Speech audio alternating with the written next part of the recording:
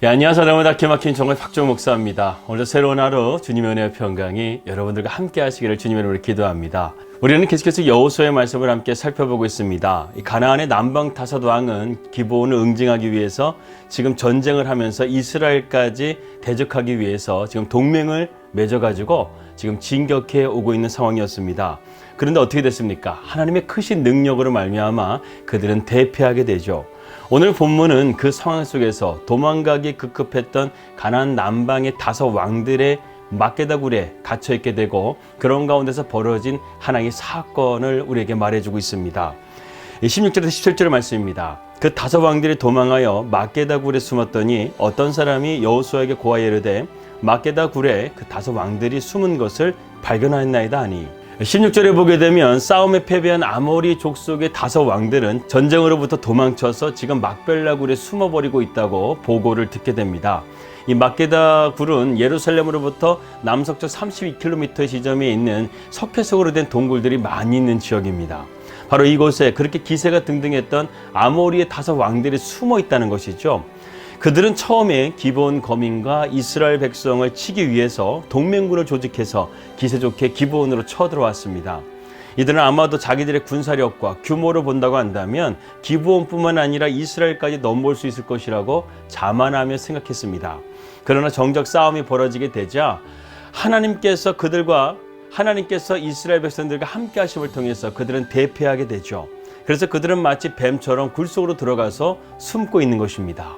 이러한 모습은요, 우리 그리스도인들이 대적을 맞이할 진정한 모습입니다. 성경에 보게 되면 우리의 대적 원수 마귀를 붉은 용, 또 그 하수인들을 사나운 짐승으로 표현하고 있죠. 또한 세상을 한번 보십시오. 얼마나 화려하고 지혜로워 보입니까? 그러나 성경은 이렇게 화려하고 강하게 보이는 그들은 실상은 이미 하늘나라에서 내어 쫓긴 패잔병들에 불과하다고 말씀하고 있습니다.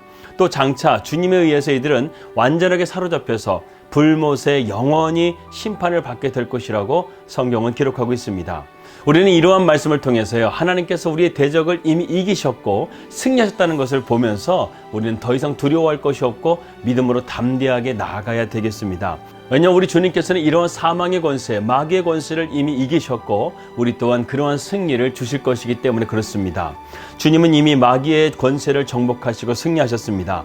요한복음 16장 33절의 말씀 보게 되면 이것을 너희에게 이르는 것은 너희로 내 안에서 평안을 누리게 함이라.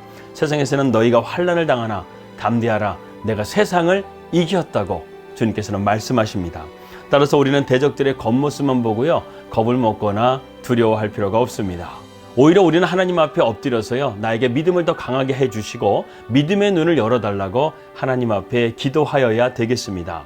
다윗은 자기보다 훨씬 큰 골리앗 앞에서도 전혀 주눅들지를 않았어요. 그러면서 그는 전능하신 하나님이 함께 하심을 믿으면서 골리앗 앞으로 담대하게 나아갔습니다.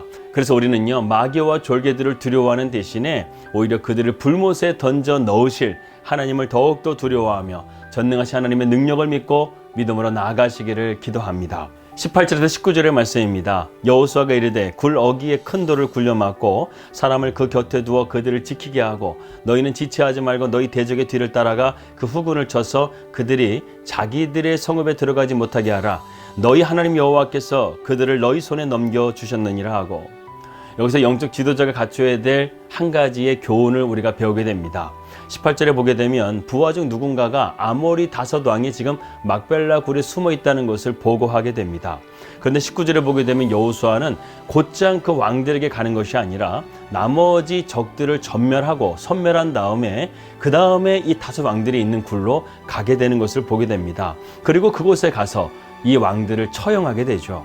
우리는 여기서 여호수아가 지도자로서 우선순위를 정확하게 파악하고 있었다는 사실을 발견하게 됩니다. 보통 전쟁의 지휘관은요, 패전한 적장의 얼굴을 보면서 승전의 기쁨을 빨리 만끽하고 싶어 합니다. 하지만 여호수아는요, 이러한 감정에 동요되지 않고 남은 적들을 섬멸하도록 함을 통해서 차후에 있을 위험 요소를 완전하게 제거하였다는 것이죠. 이처럼 우리는 어떠한 일에 우선순위를 정하는 것은 매우 중요합니다. 우선순위가 무엇일까요? 먼저 중요하고 급한 일을 먼저 하고 나중에 처리해도 될 일들은 나중에 처리하는 것이 바로 우선순위를 정하는 사람의 태도라는 것입니다. 우리 그리스도인들은요, 이러한 능력을 잘 갖춰야 됩니다. 그래야 자신도 고생하지 않고 그를 따르는 주변 사람들도 고생을 덜하게 됩니다. 우리 주님에게도 그런 우선순위가 항상 있으셨죠. 그것은 하루를 시작하면서 항상 새벽 미명하에 주님은 기도로 하루를 시작하셨습니다. 그렇게 늘 기도의 삶을 우선순위로 두심을 통해서 공생의 모든 사역을 온전하게 이루실 수가 있었다는 것이죠.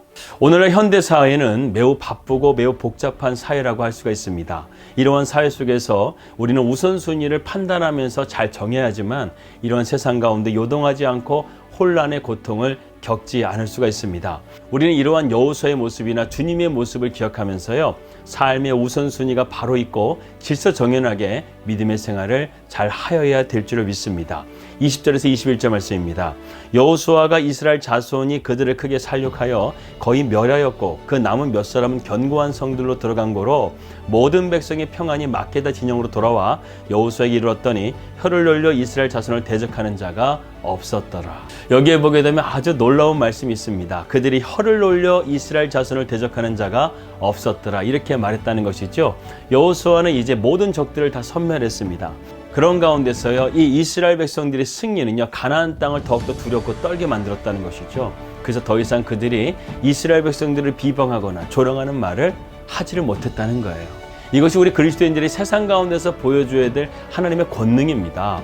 아무리 이 세상이 뛰어나다 할지라도, 그리고 교회에 대한 조롱과 비방을 할지라도 결국 하나님께서는요, 그들의 말을 수치스럽게 하시고 오히려 그들을 조롱받게 하신다는 것이죠. 결국 우리 그리스도인들도 잘못된 행동들을 삼가고 거룩하게 살아가야 되겠습니다. 우리가 비록 영생을 받고 이 땅을 나그네처럼 산다 할지라도요, 방탕하게 사는 것이 아니라 오히려 삶 속에 열정을 가지고 최선을 다해서 하나님께 영광 돌리는 삶을 살아야 되겠습니다. 마태복음 5장 16절의 말씀입니다. 이같이 너희 빛이 사람 앞에 비치게 하여 그들로 너희 착한 행실을 보고 하늘에 계신 너희 아버지께 영광을 돌리게 하라. 에베소서 4장 27절 말씀에도 마귀로 틈을 타지 못하게 하라, 이렇게 말씀했습니다. 맞습니다. 우리는 하나님의 자녀로서 세상의 빛과 소금이 되어야 할 자들입니다.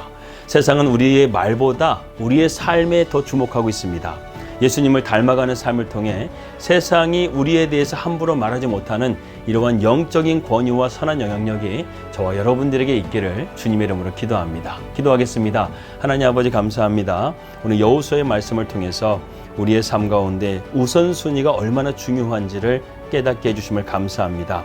여호수아도 예수님도 언제나 하나님을 자신의 삶의 최우선순위로 두었던 것처럼 우리의 삶도 하나님을 나의 삶의 우선순위로 두고 그 말씀 속에서 순종하며 걸어가는 믿음의 삶을 살아갈 수 있도록 인도하여 주시옵소서. 예수 그리스도의 이름으로 기도하였습니다. 아멘. 오늘도 평안한 되시고요. 저는 내일 뵙도록 하겠습니다. 우리 믿음으로 승리합시다. 할렐루야.